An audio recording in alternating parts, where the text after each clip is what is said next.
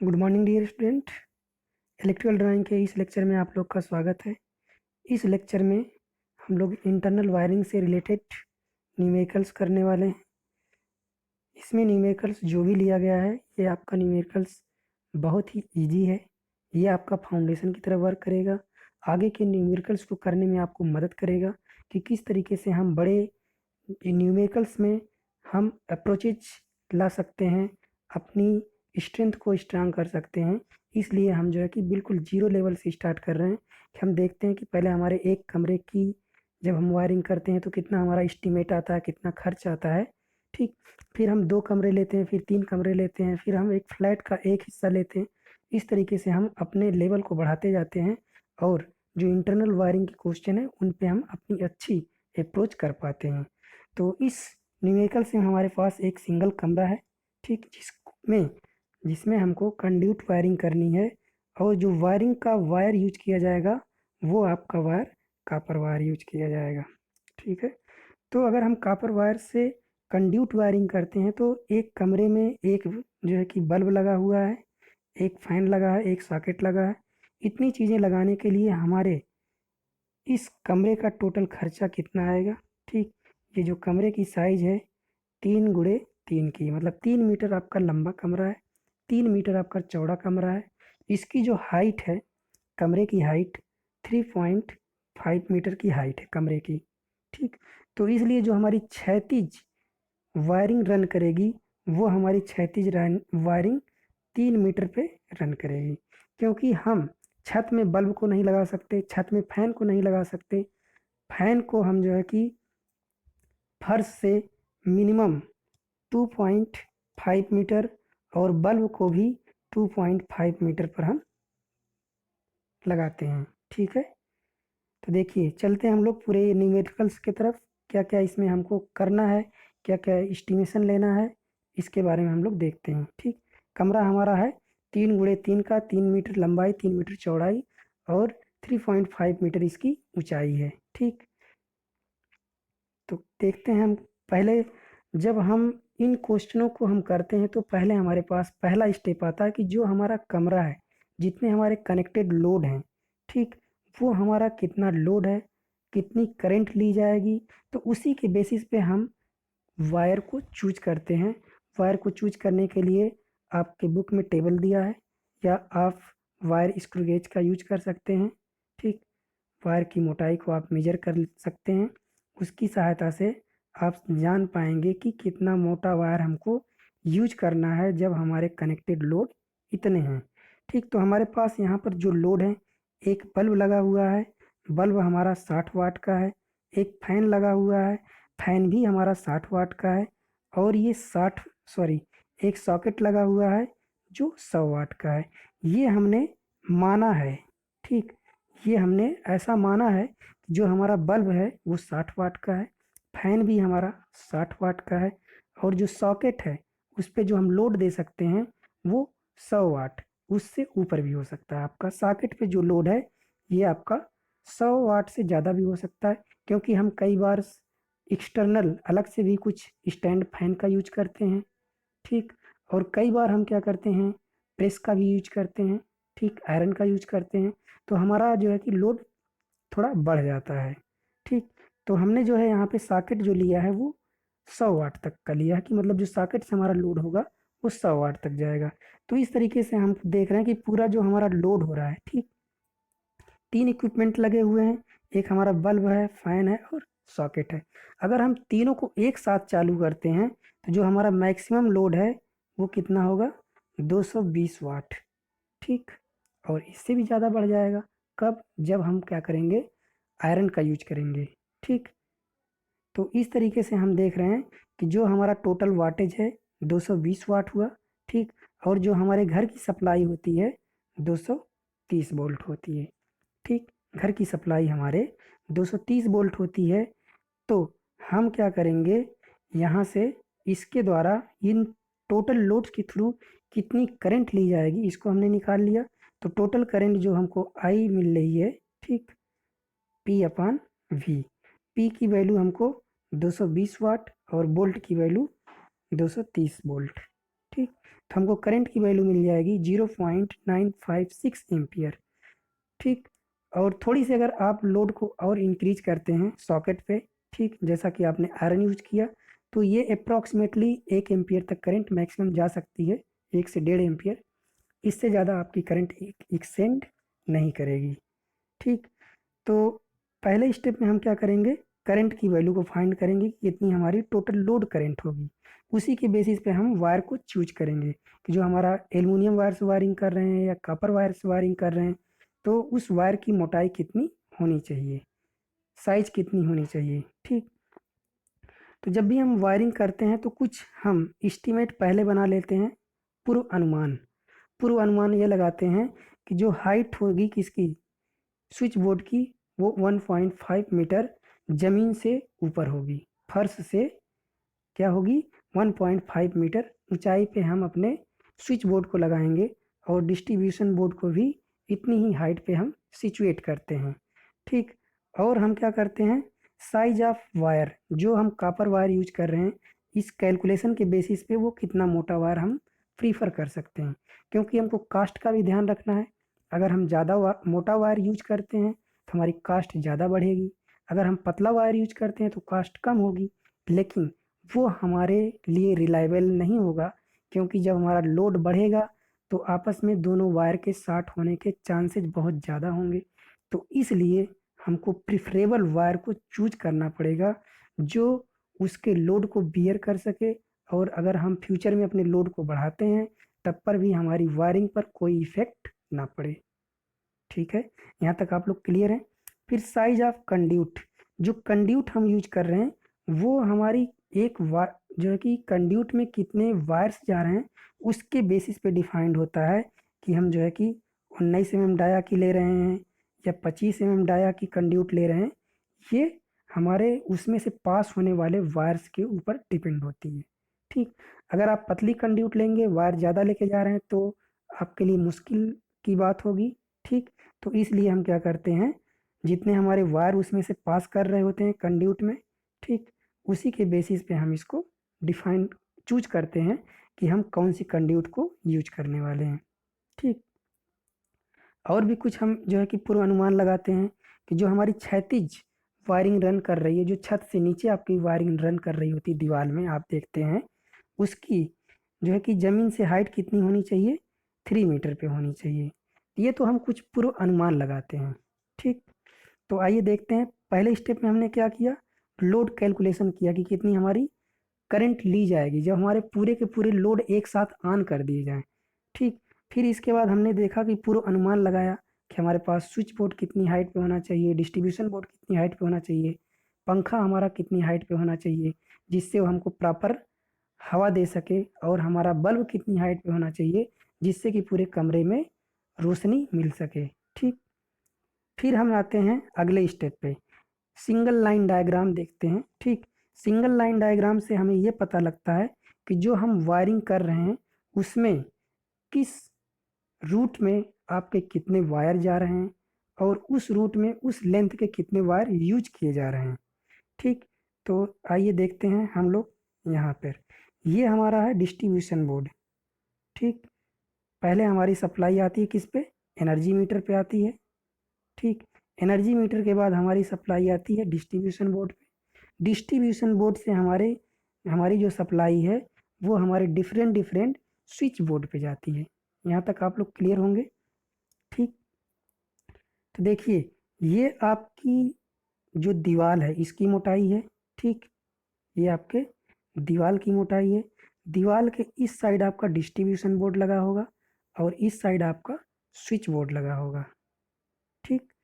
तो जो दीवार की मोटाई है हम 25 सेंटीमीटर लेते हैं या 30 सेंटीमीटर भी ले लेते हैं। वैसे 25 सेंटीमीटर आपके लिए परफेक्ट है, ज़्यादा प्रिफरेबल है। तो आप 25 सेंटीमीटर हम क्या कर रहे हैं, दीवार की मोटाई ले रहे हैं। ठीक। तो हम देख रहे हैं कि हमारे ये डिस्ट्रीब्यूशन बोर्ड है। ठीक। ये हमारा एनर्जी मीटर है। एनर्जी मीटर से हमारे दो वायर है इस पे आएंगे डिस्ट्रीब्यूशन बोर्ड पे। फिर डिस्ट्रीब्यूशन बोर्ड से हमारे दो वायर आएंगे इस स्विच बोर्ड पे। ठीक। और इनके बीच की हमने डिस्टेंस बता दिया 25 सेंटीमीटर। फिर ये आपका फर्श है। ठीक। यहाँ से यहाँ तक की जो हाइट है 1.5 मीटर है। ठीक, 1.5 मीटर हाइट है किसकी, स्विच बोर्ड की, ज़मीन से। फिर हम चलेंगे 1.5 मीटर। ठीक, तो हम पहुंच जाएंगे बल्ब पे। ठीक, बल्ब के पास पहुंच जाएंगे। तो जहाँ पे हम बल्ब लगाएंगे वहीं पे एक जंक्शन बॉक्स लगा लेंगे। ठीक, तो यहाँ से हमारे 3 वायर जाएंगे। एक वायर हमारे बल्ब के लिए फेज का काम करेगा, एक वायर हमारा अर्थ का काम करेगा। ठीक, और ये एक हमारा पंखे के लिए फेज वायर जाएगा। ये फेज वायर हमारा फैन के लिए, ये फेज वायर हमारा बल्ब के लिए, और ये हमारा अर्थिंग वायर। ठीक, फिर इस अर्थिंग वायर को हम बल्ब में देने के बाद इसको क्या करेंगे, यहाँ से आगे बढ़ा लेंगे। ठीक, तो इस तरीके हम देख रहे हैं कि यहाँ से हमारे 3 वायर निकल रहे हैं। ये जो 3 वायर हमारे निकल रहे हैं इनकी जो टोटल लेंथ होगी 1.5 मीटर होगी। ठीक, फिर इसके बाद हम जब 0.5 मीटर और ऊपर चलेंगे तो हम देखिए ये हमारी छत है। ठीक, ये हमारी छत है, हम छत पे पहुंच जाएंगे। देखिए यहाँ से ये हमारी ज़मीन थी, ज़मीन से हम चले 1.5 मीटर। ठीक, तो हम स्विच बोर्ड पे पहुँचे, स्विच बोर्ड से हम जब 1.5 मीटर पहुँचे और ऊपर चले तो हम पहुँच गए किसके पास, बल्ब के पास। ठीक, तो बल्ब की हाइट ज़मीन से कितनी हुई, 3 मीटर पे। ठीक, 3 मीटर पे बल्ब की हाइट हो गई। ठीक है, फिर इसके बाद हम और ऊपर चलेंगे। तो जब हम 0.5 मीटर और ऊपर चलते हैं तो हम छत पे पहुंच जाते हैं, अपने घर के छत पे पहुंच गए। ठीक, फिर इसके बाद हम इधर देखिए 1.5 मीटर और चलेंगे, क्योंकि कमरा हमारा कैसा है, 3x3 का है। तो जो बल्ब होगा आपका बीचों बीच लगेगा, ये आपका कमरा है। ठीक, यहाँ से आपकी ये दीवार है, दीवार पे ही आपका ये बल्ब लगेगा। ठीक, दीवार पे ही आपका बल्ब लगेगा। फिर 1.5 मीटर इधर, 1.5 मीटर इधर। ठीक, ये जो है कि आपका जो फैन है ये बिल्कुल घर के छत के बीचों बीच लगा होगा। और हम छत छत में ही इस पंखे को नहीं लगाएंगे, पंखे को हम थोड़ा सा नीचे लटकाते हैं, तभी हमको प्रॉपर हवा मिल पाएगी। तो हम पंखे को छत से 1 मीटर नीचे करेंगे। ठीक, पंखे को छत से 1 मीटर क्या करेंगे, नीचे करेंगे, तभी ये हमको प्रॉपर एयर देगा। ठीक, तो देखिए यहाँ पर हमको 2 वायर की ज़रूरत पड़ेगी। ठीक, यहाँ भी हमको 2 वायर की ज़रूरत पड़ेगी। फिर यहाँ पर भी हमको 2 ही वायर की ज़रूरत पड़ेगी। यहाँ पर हमको 3 वायर की ज़रूरत पड़ेगी। ठीक है, यहाँ तक आप लोग क्लियर होंगे कि हमारी कौन से वायर कितने लगेंगे। ठीक, तो ये देखिए हमने बताया कि ये जो 2 वायर हैं ये 25 सेंटीमीटर के, फिर 1.5 मीटर तक हमारे 3 वायर जाएंगे। ठीक, फिर जब हम बल्ब से और ऊपर जाएंगे, छत पे जाएंगे, छत के पास पहुंचेंगे, तब हमको 0.5 मीटर और चलना पड़ेगा। तो वहाँ से हमारे 2 ही वायर जाएंगे, क्योंकि एक बल्ब के सॉरी फैन के अर्थ के लिए, एक हमारे फेज के लिए जाएगा। ठीक, तो 1.5 मीटर सॉरी 5 मीटर 0.5 मीटर ऊपर चलेंगे, फिर 1.5 मीटर छत में चलेंगे, ताकि जो आपका घर है उसके बीचों बीच आप पहुंच पाएँ। ठीक, फिर आप क्या करेंगे, 1 मीटर उसको डाउन करेंगे, तो इतना आपका टोटल वायर लगेगा। ठीक, ये तो आपकी टोटल कंड्यूट हो जाएगी। ये 25 सेंटीमीटर कंड्यूट लगेगी, 1.5 मीटर कंड्यूट लगेगी, फिर आपका 0.5 मीटर कंड्यूट लगेगी, 1.5 मीटर कंड्यूट लगेगी। ठीक, फिर ये आपका 1.5 मीटर, ये तो आपका आयरन रॉड होता है, इस ये नहीं लगेगा कंड्यूट में, ये आपका कंक्लूड नहीं होगा। ठीक, तो देखिए हमारा टोटल ये हो गया कंड्यूट, इतनी हमारी कंड्यूट लगेगी। ठीक है, अब हम चलते हैं size of cable and conduit. ठीक, हम देखेंगे कि अब हमारी कितनी कंड्यूट लग रही है और कितनी हमारी वायर की साइज आ रही है। ठीक, तो 3 मीटर तक के वायर आपके थे। ठीक, 3 मीटर आप ऐसे सॉरी 3 मीटर नहीं, 3 वायर है। ठीक, जब आप स्विच बोर्ड से ऊपर जा रहे थे तो 1.5 मीटर चले हैं, तभी आपका 3 वायर गुजर रहे थे। ठीक, तो 3 आपके क्या हो गए, ये 3 नंबर ऑफ वायर हैं। ठीक, नंबर ऑफ वायर या number of cables. Size of conduit, जो कंड्यूट आप यूज कर रहे हैं वो किस साइज की यूज करेंगे। तो आप पूरी साइज जो है कि जितनी भी कंड्यूट यूज करना है वो 19 mm डाया की आप कंड्यूट यूज कर सकते हैं। ठीक है, फिर देखिए यहाँ पर आपका 3 वायर जा रहे थे 1.5 तक, फिर 2 वायर आपके यहाँ से जा रहे थे 25 सेंटीमीटर तक, फिर आपके 2 वायर आपके दो से जो है कि 2 वायर जाएंगे 0.5 मीटर तक, फिर आपके 2 वायर जाएंगे 1.5 मीटर तक, फिर आपके 2 वायर जाएंगे 1 मीटर तक। ठीक, तो इतना आपका टोटल कंड्यूट लगेगा। तो टोटल कंड्यूट की साइज में ये 1 नहीं ऐड होगा। ठीक, तो टोटल आपकी 2 मीटर के जो 2 वायर्स वाले आपके वायर हैं उनकी टोटल साइज कितनी होगी। ठीक, तो कंड्यूट हमारी 0.5 मीटर, 0.2 मीटर, 1.5 मीटर, इतनी आपकी टोटल कंड्यूट लगेगी। ठीक, कंड्यूट में आप कितने वायर जा रहे हैं, 2 से मल्टीप्लाई कर दीजिए 2 से।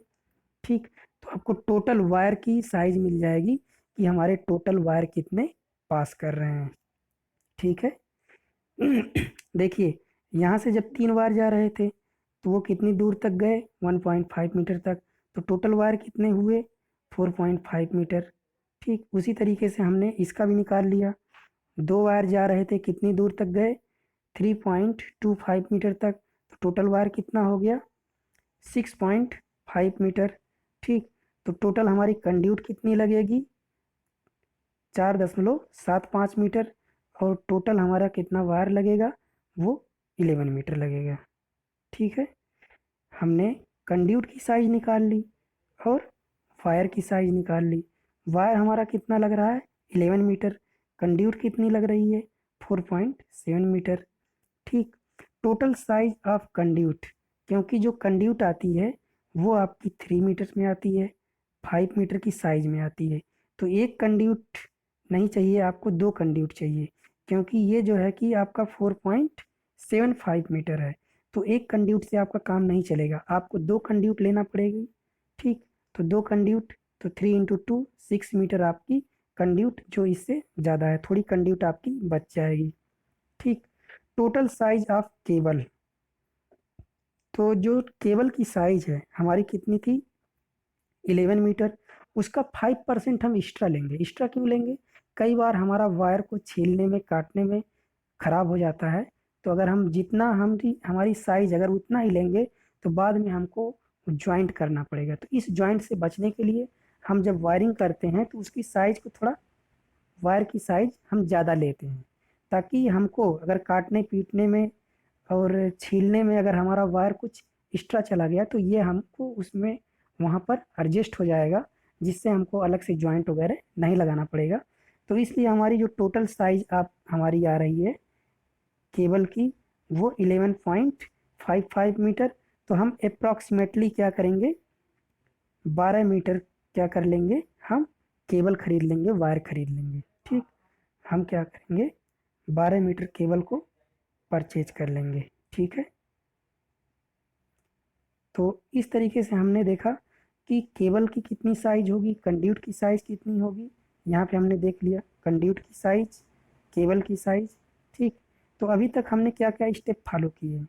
पहले स्टेप में हमने लोड कैलकुलेशन किया कि कितनी हमारी करंट पास होगी, उसी के बेसिस पे हम वायर को चूज करेंगे कि कितना मोटा वायर हमको लेना है। ठीक, फिर हम जो है कि कुछ पूर्व अनुमान लगाते हैं।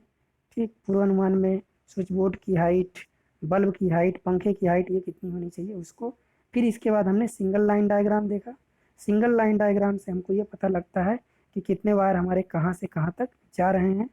ठीक, सिंगल लाइन डायग्राम के बाद हमने देखा कि जो कंड्यूट कितनी हमारी लग रही है और केबल की साइज कितनी लग रही है, तो इसको भी हमने देख लिया। ठीक, तो यहाँ तक आप लोग क्लियर होंगे कि कितनी हमारी केबल लगेगी और कितनी हमारी कंड्यूट लगेगी। ठीक है, अब नेक्स्ट चलते हैं तार स्थापन सामग्री का आंकड़न। जो हम ये एस्टीमेट बना रहे हैं, ठीक, कि हमारा फैन लग रहा है, बल्ब लग रहा है, सॉकेट लग रहा है, स्विच बोर्ड लग रहा है और स्विचेज लग रही हैं, उनकी साइज क्या होगी, वो किस किस प्राइस में मिलते हैं। तो ये हमारा एक मानक प्राइस है, ठीक, माना गया है कि इतना उसका प्राइस होगा, ठीक, माना गया है, ठीक, मान के हमने कैलकुलेशन किया है। आप अपने हिसाब से भी उसको मान के कैलकुलेशन कर सकते हैं कि जो हमारी एमसीबी है हमको 100 रुपये में 120 रुपये में मिल रही है। बल्ब हमने जो एलईडी अगर यूज किया तो हमको 100 रुपये में, अब उसके वाटेज के ऊपर डिपेंड करेगा, उसके इल्यूमिनेंस के ऊपर डिपेंड करेगा। ये सारे फैक्टर्स हैं जो अफेक्ट करेंगे, ठीक।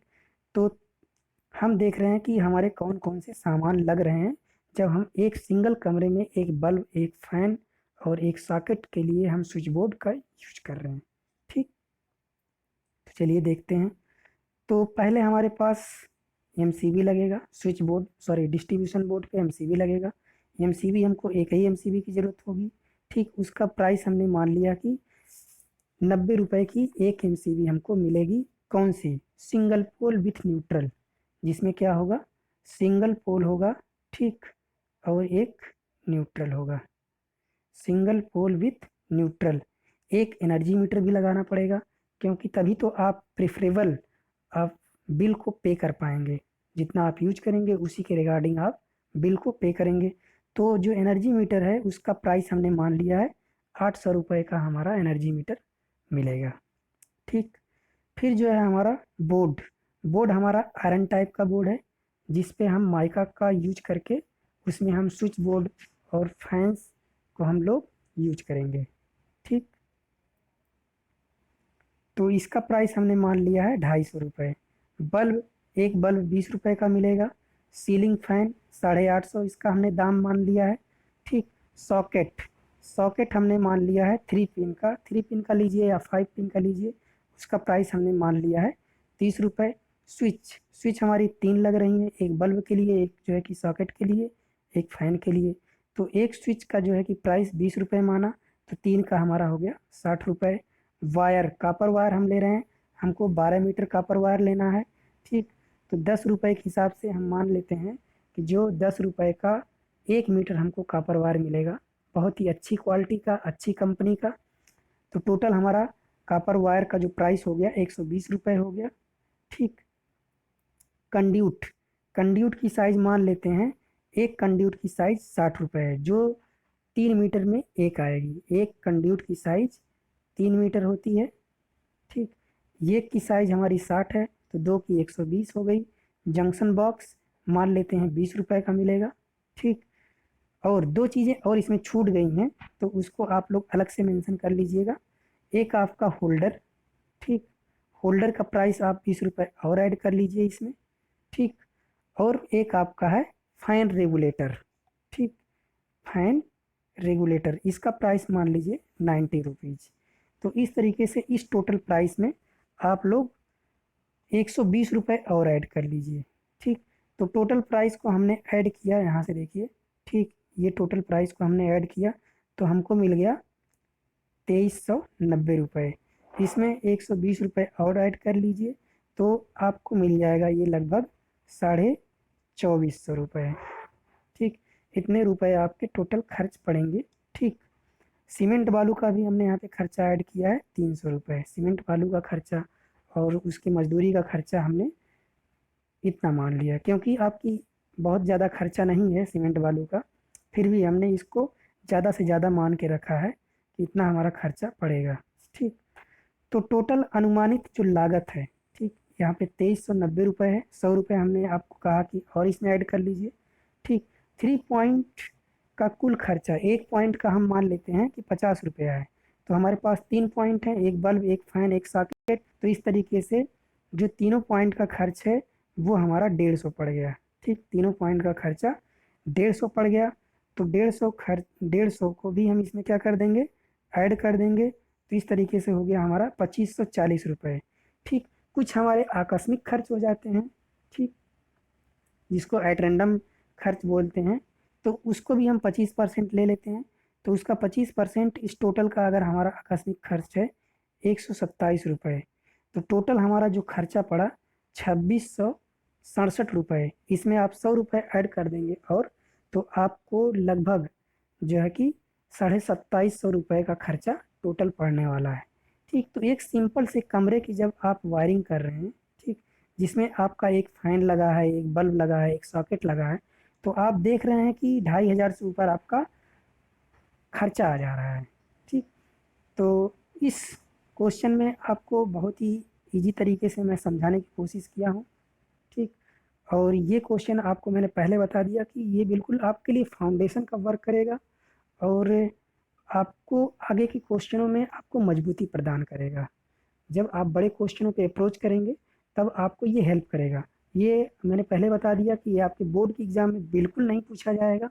ये आपको केवल फाउंडेशन कर रहा है कि हम किस तरीके से बड़े क्वेश्चनों की तरफ अप्रोच कर सकते हैं। तो एक बार मैं फिर से रिवाइज़ करता हूँ कि आपको इसमें क्या-क्या स्टेप्स फॉलो करना है। तो जो भी आपको क्वेश्चन दिया होगा, पहले आप उसके लोड कैलकुलेशन कीजिए कि कितनी करंट ली जाएगी। फिर उसी के बेसिस पे हम क्या करेंगे, जो वायर है उसको चूज करेंगे और किस कंड्यूट से कितने वायर जा रहे हैं उसके बेसिस पे हम कंड्यूट को प्रीफर करेंगे कि इतनी डायामीटर की हमारी कंड्यूट होनी चाहिए। फिर हम कुछ पूर्व अनुमान लगाते हैं कि हमारी जो है कि स्विच बोर्ड की हाइट कितनी होगी, फैन की हाइट कितनी होगी, बल्ब की हाइट कितनी होगी। ठीक, तो ये सारी चीज़ें आपको ध्यान देना है। फिर हम लोग उसका सिंगल लाइन डायग्राम ड्रा करेंगे। जिसको सिंगल लाइन डायग्राम ड्रा करने आ गया, मल्टी लाइन डायग्राम ड्रा करने आ गया, उसको इंटरनल वायरिंग के चैप्टर में ज़रा सी भी दिक्कत नहीं होने वाली है। ठीक, तो इस तरीके से हमने size of cable and conduit इसको देखा कि कितनी हमारी साइज होगी कंड्यूट की और केबल की। ठीक, फिर हमने देखा कि हम जो ये कैलकुलेशन सब कर रहे हैं इसमें कितना हमारा खर्चा टोटल पड़ेगा, किस सामान का दाम कितना है।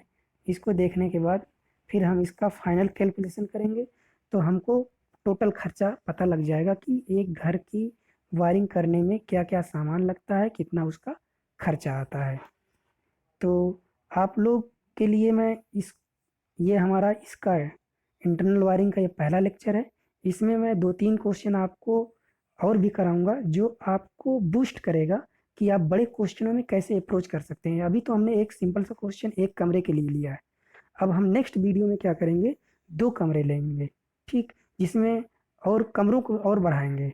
ठीक, तो अपनी साइज जैसे हम बढ़ाते जाएंगे तो हमारे क्वेश्चनों का लेवल बढ़ता जाएगा। तो नेक्स्ट क्वेश्चन जो होगा उसमें हम 2 कमरे लेंगे। एक हमारा जनरल रूम होगा, एक हमारे पास बेडरूम होगा, एक किचन होगा, एक टॉयलेट होगा और एक बाथरूम होगा।